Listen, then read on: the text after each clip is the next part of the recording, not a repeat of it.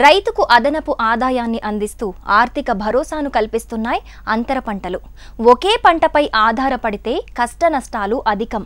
ముఖ్యంగా మామిడి లాంటి దీర్ఘకాలిక పంటల నుంచి ఏడాదికి ఒకేసారి ఫలసాయం అందివస్తుంది.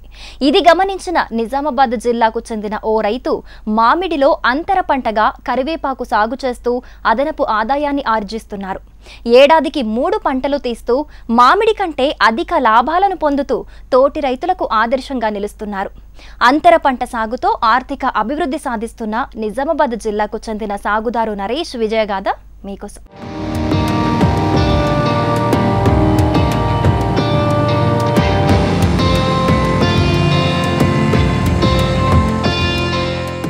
మామిడి పండ్ల తోటల నడుమ కరివేపాకు సాగు చేసిన ఈ వ్యవసాయ క్షేత్రం నిజామాబాద్ జిల్లా నవిపేట మండలం మోకాన్పల్లి గ్రామంలో ఉంది. రైతు నరేష్ తనకున్న 5 ఎకరాల పొలంలో 3 రకాల మామిడి రకాలను పెంచుతున్నారు. ఎకరాన 80 మొక్కల చొప్పున 5 ఎకరాల్లో దాదాపు 500 మొక్కలను 10 ఏళ్ల క్రితం నాటారు ఈ సాగుదారు. మొక్కకు నడుమ 25 ఫీట్ల దూరాన్ని పాటించిన ఈ రైతు ఆ ఖాళీ స్థలాన్ని వృధాగా పోనీయకుండా అంతర పంటగా 8 ఏళ్ల క్రితం కరివేపాకు సాగుకు శ్రీకారం చుట్టారు.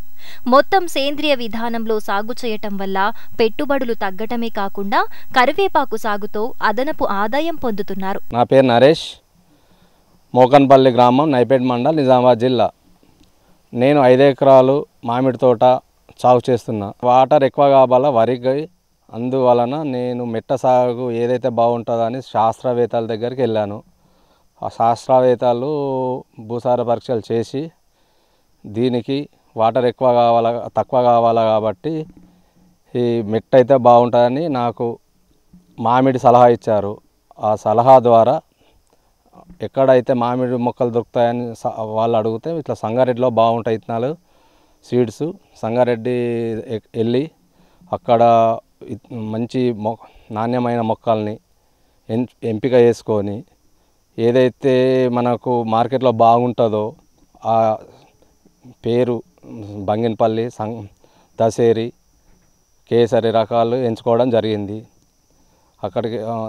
అక్కడి నుంచి ఎకరాన 80 మొక్కలు తీసుకొని మొత్తం ఒక 5 ఎకరాల్లో 400 మొక్కలు పెట్టాను. దీనికి వాటర్ ఇబ్బంది ఉంటుంది కాబట్టి డ్రిప్ ఇరిగేషన్ ద్వారా వాటర్ ఇవ్వడం జరుగుతుంది.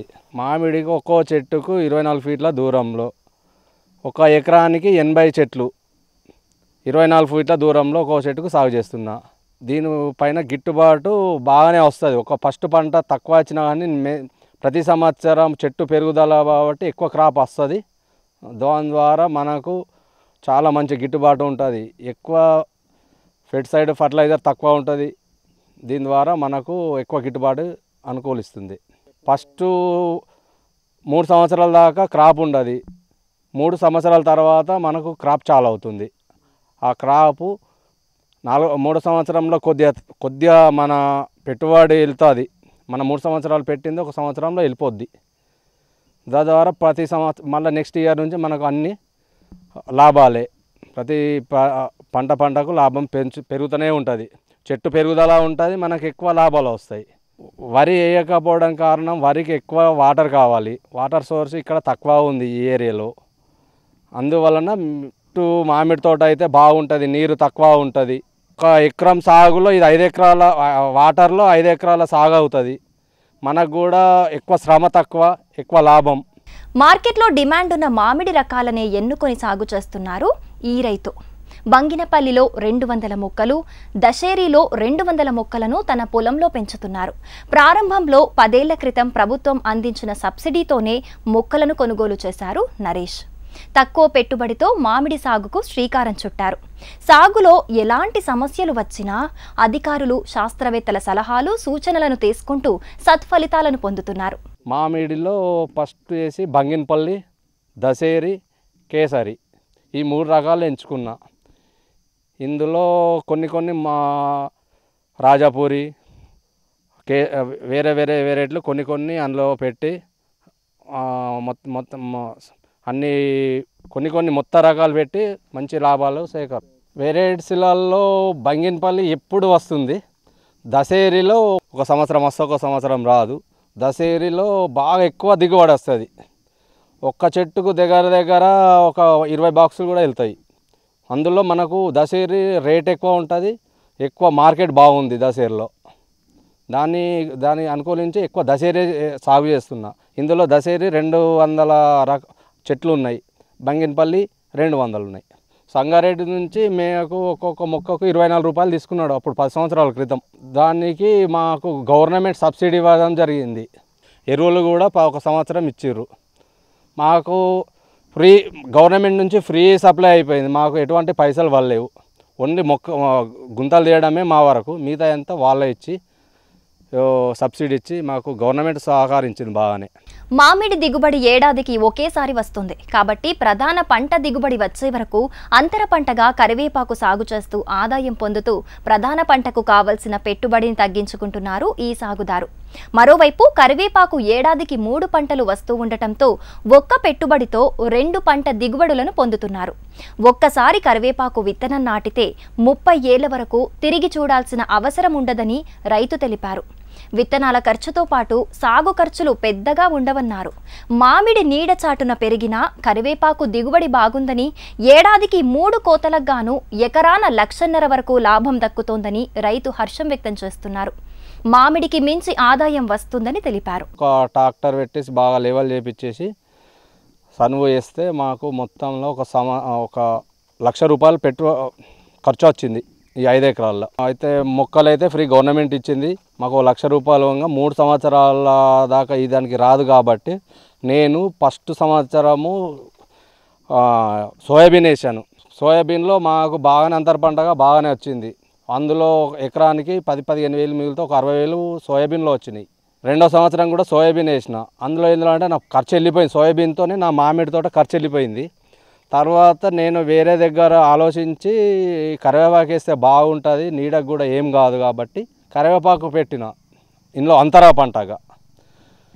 అది అందులో కరివేపాకు నేను ఆంధ్ర వెళ్ళి విజయవాడకి వెళ్ళి కరివేపాకు విత్తనాలు తెచ్చి ఇందులో రెండో సంవత్సరంలో విత్తనాలు వేయడం జరిగింది.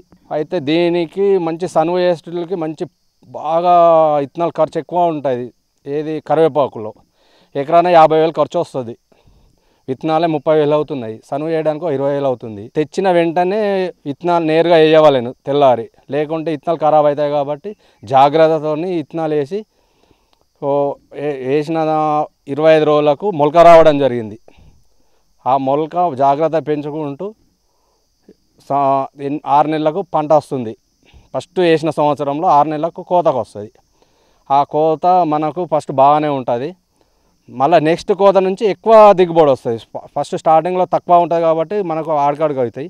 నెక్స్ట్ కోత నుంచి మనకు బాగా దిగుబడి ఉంటుంది. ఏది ఇందులో కరివేపాకులో మనకు మామిడిలో సంవత్సరం దాకా పంట రాదు కాబట్టి ఇది 3 పంటలు అనుకూలం. కరివేపాకు మనకు సంవత్సరం గాలి వాన దుమాన వచ్చి మామిడి చెడిపోయినా కూడా ఇది ఏ కోతుల బెడద కానీ పశువుల బెడద కానీ మనుషుల బెడద కానీ ఎవరికి బెడద లేదు కాబట్టి కరివేపాకు చాలా బాగుంది ఇందులో అంతర పంటగా. ఒకసారి నాటిన తర్వాత 30 సంవత్సరాల దాకా మనకు కరివేపాకు ఉంటూనే ఉంటుంది, చెడిపోదు, ఏమి కాదు. మనం ప్రతి కోతకు ఎక్కువ డెవలపింగ్ అవుతుంది. దాని ద్వారా మనకు విత్తనాలు ఖర్చు ఉండదు, ఏమి ఉండదు. ప్రతిసారి కోసిన వెంటనే మళ్ళీ చిగురించి మళ్ళీ మన కోతకు 3 నెలల్లో మళ్ళీ కోతకు రావడం జరుగుతుంది. కరివేపాకు ఈ రోజుల్లో బాగా డిమాండ్ ఉంది. ఒక్క టన్నుకు 40,000 వేసి కూడా వాళ్ళు నిజామాబాద్ నుంచి కానీ హైదరాబాద్ నుంచి వచ్చి వాళ్ళు తీసుకెళ్ళడం జరుగుతుంది. కరివేపాకు సంవత్సరం 3 కోతలు బాగానే ఉంటుంది. డిసెంబర్లో ఎక్కువ ఉంటుంది. డిసెంబర్, జనవరి, ఫిబ్రవరిలో కరివేపాకు బాగా డిమాండ్ ఉంది. అప్పుడు ఎక్కువ మాకు డబ్బులు రావడం జరుగుతుంది. మిగతా జూన్, జూలైలో వచ్చే క్రాపు కొద్దిగా వర్షాలు పడడం వల్ల ఎరుపు అయిపోతాయి కాబట్టి కొద్దిగా మార్కెట్ తక్కువ ఉంటుంది, రేట్ తక్కువ ఉంటుంది. మనకు డిసెంబర్, నవంబర్లో వచ్చే ప్రాఫిట్ ఎక్కువ ఉంటుంది. మళ్ళీ మార్చ్, ఏప్రిల్, మేలో బాగా ఉంటుంది. ఈ 2 సార్ల సీజన్లో బాగా డబ్బులు కనిపిస్తాయి. దీనిలో మళ్ళీ మనకేం లేదు, అంతర పంట దున్నేది లేదు, దుక్కి ఖర్చు లేదు, ఏం లేదు. ఒకసారి దున్నుకొని ఒకసారి ఖర్చు పెట్టినామంటే 30 సంవత్సరాల దాకా తిరిగి చూడకుండా మనం క్రాప్ని తీసుకోగలుగుతాం. దీని చెట్టు నీడకు అవుతుందా అని ఒక ఆలోచన వస్తుంది చాలామందికి. చెట్టు నీడకు దీనికి సంబంధం లేదు. చెట్టు నీడ ఉన్నా కానీ క్రాప్ పెరుగుతుంది, వస్తుంది. దాని ఉద్దేశంతో నేను ఇప్పటికీ 10 సంవత్సరాల తోట పెట్టి ఈ కరివేపాకు కూడా 2 సంవత్సరాలు 8 సంవత్సరాలు అవుతుంది. 8 సంవత్సరాల నుంచి నేను ఇక్కడ బాగానే దిగుబడి వస్తుంది. నిలతల్లి కార్యక్రమంలో మరో చిన్న విరామం తీసుకుందాం.